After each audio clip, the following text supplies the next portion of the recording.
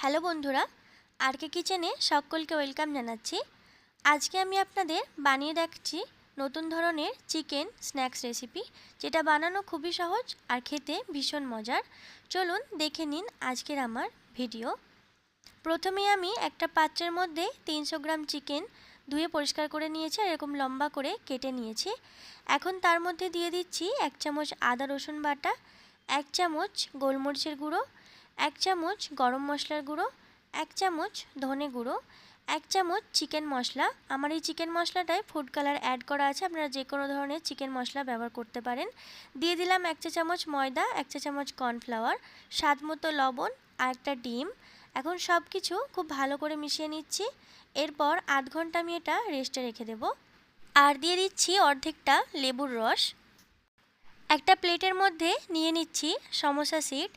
এই সমোসা সিডগুলো আপনারা যে কোনো বড় মুদিখানার দোকানে পেয়ে যাবেন।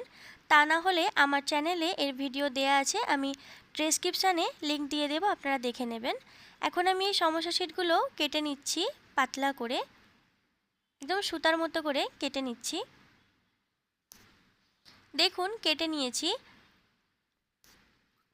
এখন ম্যারিনেশন করা চিকেনের থেকে এক টুকরো নিয়ে চিকেনের গায়ে খুব ভালো করে সমোসা শিটগুলো লাগিয়ে নিচ্ছি। আর ঠিক একইভাবে আমি সবগুলো বানিয়ে নেব। দেখুন একটা বানিয়ে নেওয়া হয়ে গেছে। কড়াইয়ের মধ্যে আমি গ্যাসের ফ্লেম চালু করে আগের থেকেই তেল গরম করে নিয়েছি।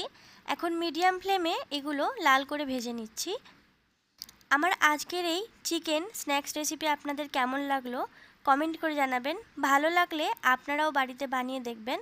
বাড়িতে বানালে কমেন্ট করে জানাবেন খেয়ে আপনাদের কেমন লাগলো।